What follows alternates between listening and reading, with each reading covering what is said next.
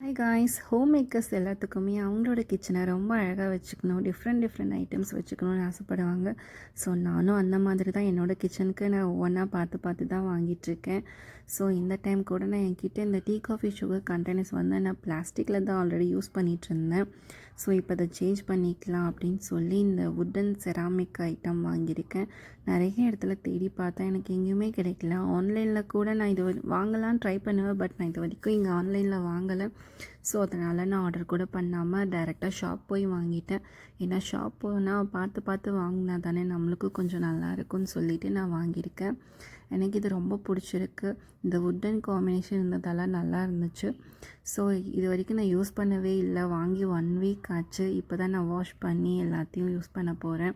So நைட்டே wash பண்ணி வச்சுட்டேன். நெக்ஸ்ட் டே மார்னிங் வந்து நல்லா ட்ரை ஆகிடுச்சு. அதுக்கப்புறம் நான் இந்த காஃபி பவுடர், சுகர் எல்லாமே எடுத்து ஃபில் பண்ணிக்கிட்டேன். இந்த காஃபி பவுடர் எல்லாமே நான் இந்தியாவிலேருந்து வரும்போது தான் கொண்டு வந்திருந்தேன். இந்த காஃபி வந்துட்டு எங்கள் வீட்டிலேயே விளைஞ்சது தான். ஸோ நாங்களே வாஷ் பண்ணி ரோஸ்ட் பண்ணி எல்லாமே பவுடர் பண்ணி நான் இதை எடுத்து வந்திருக்கேன். நெக்ஸ்ட்டு சுகர் கூட நான் இந்த 5 kg வாங்கியிருக்கேன். எல்லாமே தீர்ந்து போச்சு. இந்த 5 kg எனக்கு 6 மாதத்துக்கு மேலே வரும். ஏன்னா ஒரு நாளைக்கு 2 டைம் தான் டீ காஃபி குடிக்கிறதால. ஸோ சுகர் ஃபில் பண்ணிவிட்டு நெக்ஸ்ட்டு டீ பவுடர் தான்.